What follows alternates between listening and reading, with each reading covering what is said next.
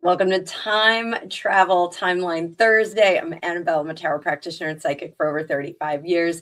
This series is where we step outside the headlines and look at decision points, past, present, and future, of some of your favorite political figures, royals, and celebrities. So I talk to my clients and the viewership often about how the future is not fated. It is shaped by our free will, our choices, our leadership, our restraint, and our courage sometimes. So what we're going to do in this series, we're going to ask not about what could happen, but what would create the strongest possible outcomes.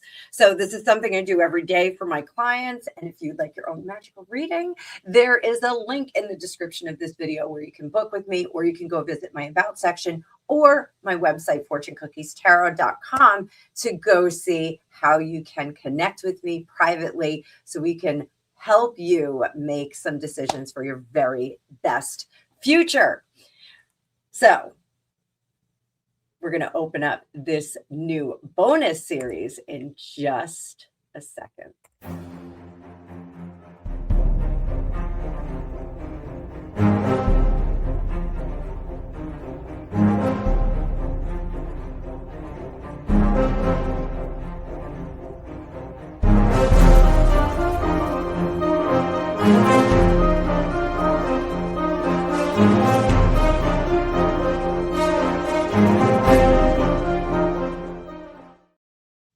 Welcome, seekers and tarot fam. So this is going to be a very special feature for you guys. We're going to do a three-parter celebrating the start of time travel and time shift Thursdays. So you'll still get a time shift Thursday on Thursday that's going to be specific and dedicated, but this is a three-parter.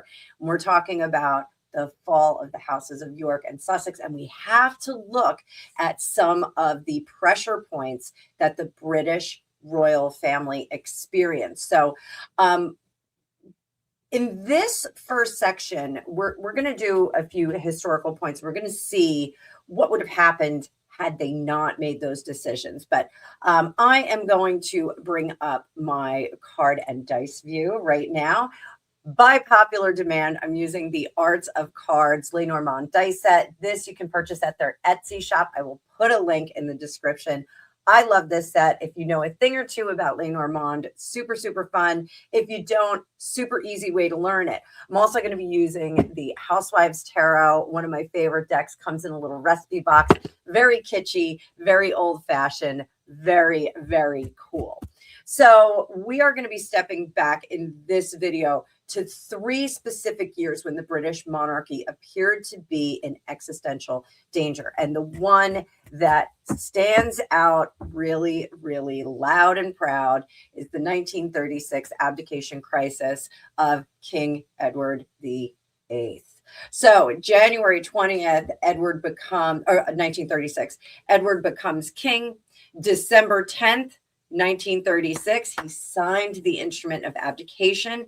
December 11th, abdication was broadcast. December 12th, King George VI ascends, which paved the way for the late, great Queen Elizabeth. So the government refused to support Edward, then David, David's marriage to Wallis Simpson.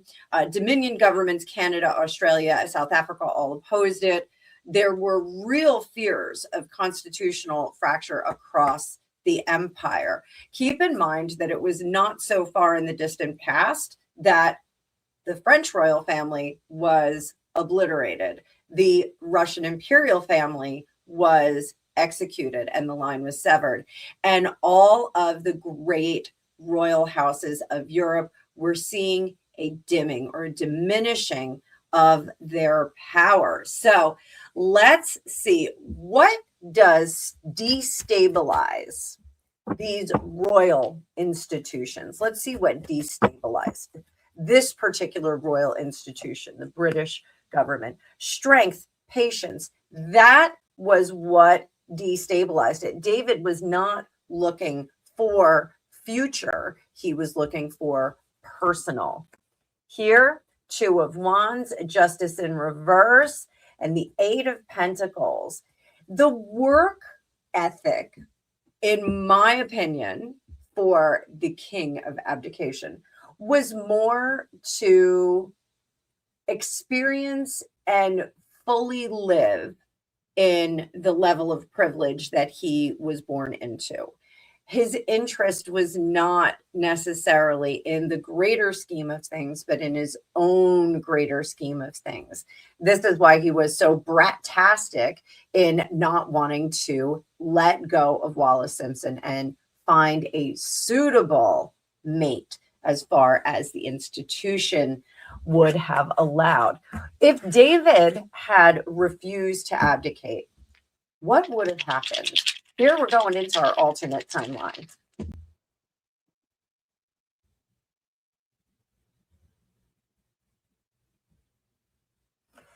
Oof. Tough card. Tough dice here. Tough dice. So while the accident of birth, we have that here with the clover on the bear. The accident of birth shapes the man and shapes that man's behavior. But when we have proclivities, and we'll talk about that when we get to the House of York in modern times, proclivities that nibble away at the institution, luck can take things in a different direction. Did we see a timeline shift in this moment? Absolutely. The world, it ended. What kind of terrible outcome would we have seen? We would have seen the clever woman would have been the key to the burden of the royal family, and what the heart wants would have been the anchor of destruction, and the stability of the family line would have been key to success. Let's get some cards on that. 8 of Swords. If he had refused to leave, we would have seen a diminished royal family in the tradition of those great houses of Europe that we saw, and the royal families that were taken out of their line of succession of power. So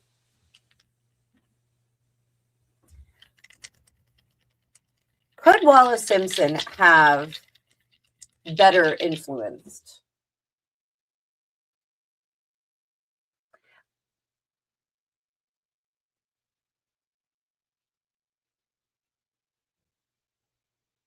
Oof. So we have the future looks dark. The future looks dark. And I think this was something that she had impressed upon her beloved. And some people argue that he wasn't her beloved, but I think she did tell him that the future looks dark. And he said, impossible. I am the king. The future does not look dark. Had he continued down that line, we would have seen repeated events. While his engagement with her, and I don't mean engagement in the betrothal sense, I mean the interaction with Wallace Simpson, he saw it as a blessing. Others saw it as very immature. I'm reading it as very immature as well. Up here, the message would have been that there were better individuals that would have been stronger. We would have seen a coup in this case in the royal family. Over here, they would have been the powers that be, the courtiers, the people that were advising David, his small council. They would have said this marriage is destroying it, and they would have had good cause to tell him that. So did the monarchy survive because David stepped aside? Did the monarchy survive because David stepped aside? 4 of Wands, yes.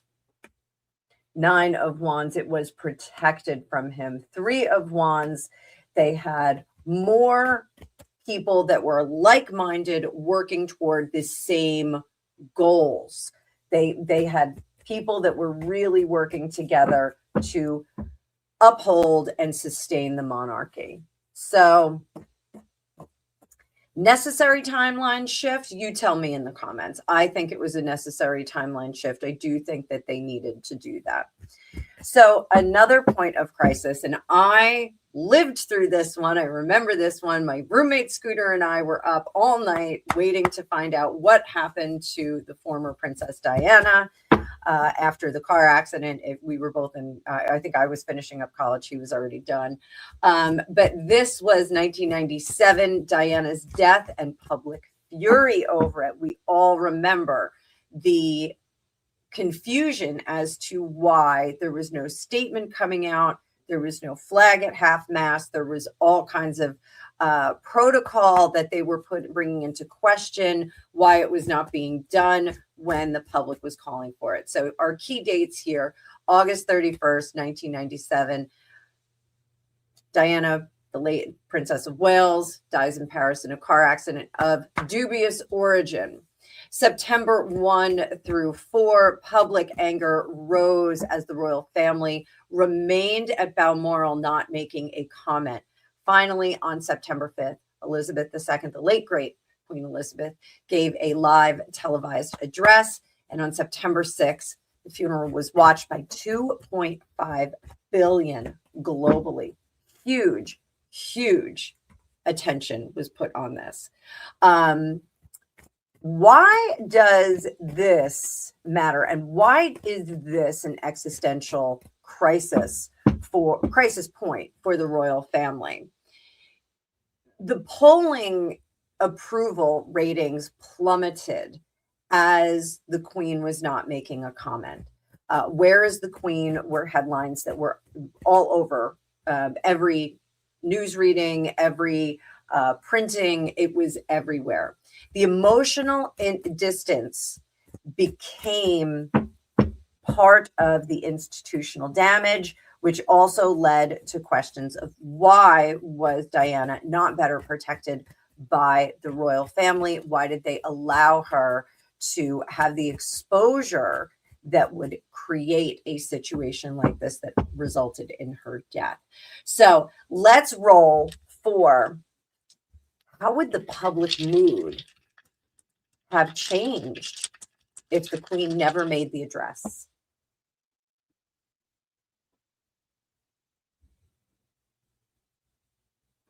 So what would have changed is the perception of Queen Elizabeth, and I am going to say that very loudly right now.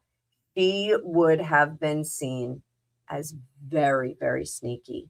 Had she not made the statement that she did, she would have been seen as unfeeling and uncaring for her former daughter-in-law, despite all of the water that went under the bridge. In addition, this death would have come up time and time again throughout the remainder of Queen Elizabeth's rule. It would have been a punchline and a side note that every decision that was made that was even suggestively not on brand or on point, this would have come up. Well, she never said a word when Diana died. She just left her out there. This would have had a very Catherine of Aragon feel when Catherine of Aragon was sent to that country home and basically kept as a political pawn between her ex-husband Henry VIII and her family back in Spain. So this would have been a Catherine of Aragon situation. There would, you know, there's a great book by Alison Weir, The Six Wives of Henry VIII. If you're curious about reading on that topic, I can drop that in the description below too. If you're curious, great book. I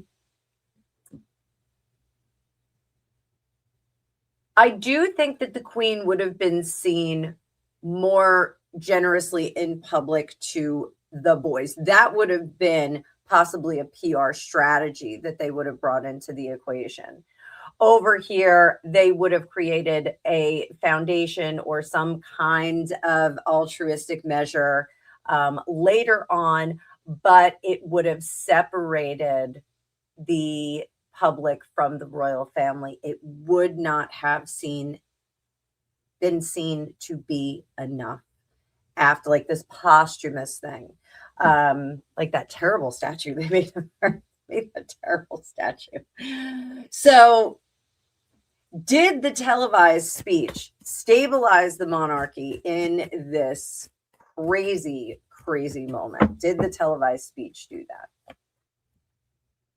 Yes, it did. It created a moment where the Queen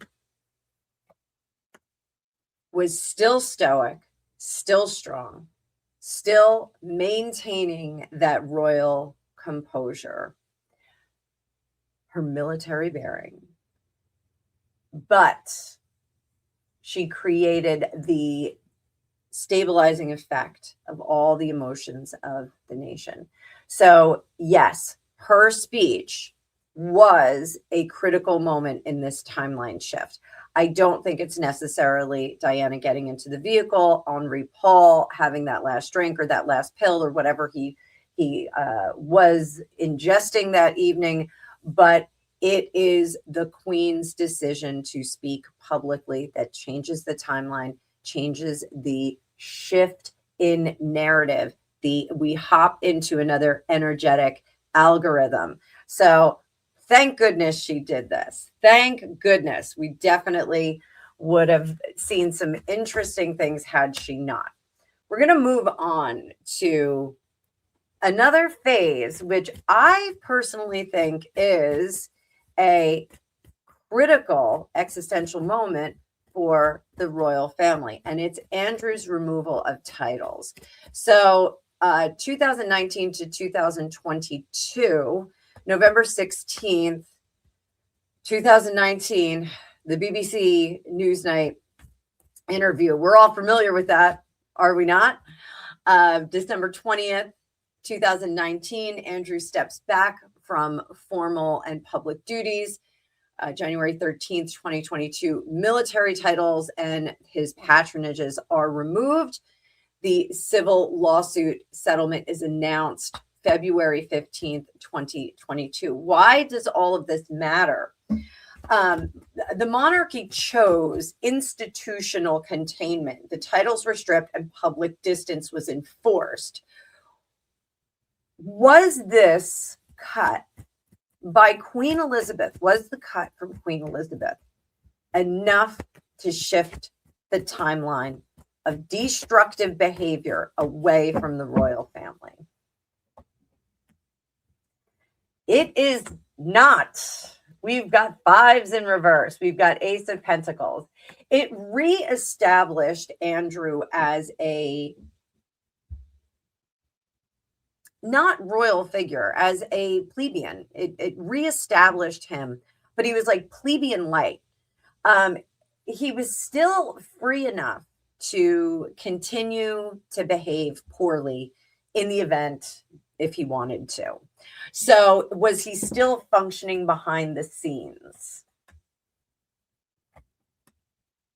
Yes, but not so much in I regret what I did, but I regret the outcome. So can we say that the punishment meted out by Queen Elizabeth, was it enough to shift the timeline, or do we have another one coming? There's another timeline coming, guys. We are going to have another shift for sure, and I am sure that it is going to come from William. So over here, for the time being, we are trying to stay elevated in the future, using the luck of the accident of birth to buoy him out of the reach of the public. Now, I know King Charles is talking about cooperating with law enforcement if they want to interview with Andrew. We'll get to that in a minute. We are going to find there's more from the Epstein files. There's going to be more that comes out about Andrew. And I, for the life of me, don't know why they are dripping this out to us. Just lay it on us. You can't drop 3 million documents and then say, well, we've got 8 million more that we're going to hang on to. So there's going to be more. It's not necessarily increasing in severity, but it's just that now we have a ridiculous volume of information about him. It just keeps coming. So the messenger that we have here is that we're riding, the four horses of the apocalypse are here for Andrew, and they are riding toward dawn. They are here. This is the timeline shift, is his removal. Is he lucky enough to be part of the royal family? Will there be some a lessening of his punishment? I do think he's not going to be punished the same way that other people would be for insider trading, treason, and any of the other things that he may have or may not have done. So I do think that we will not see him be punished. But to a certain extent, we have to understand that when you are up in these upper echelons of society, that any kind of criticism or punishment may be as impactful as if we were just regular plebeians. So I think we have to understand that if Andrew is not allowed to ride his polo ponies, or he can't get the particular brand of champagne that he wants, that is just as significant of punishment as one of us doing 10 years in a federal prison. So I know that doesn't seem fair, but does the ends justify the means? I think that the punishment for Andrew winds up being the same. He is a little bit of a whiny bee, but I think that we're going to see him suffering the same level that people like you and I would. I'm not going to speculate on whether he's going to see jail time or anything like that. We'll unpack that as the investigation gets more and more intense. We do know that King Charles, has agreed to cooperate with law enforcement. So here, I think that this particular timeline, the one that we're on, Andrew is seen divested of all power. So does that mean that he is in a 5-bedroom cottage, just kind of puttering around with the minimum allotment of heating supplies? Yeah, I think it does. I think we see that happening for him. We reap what we sow.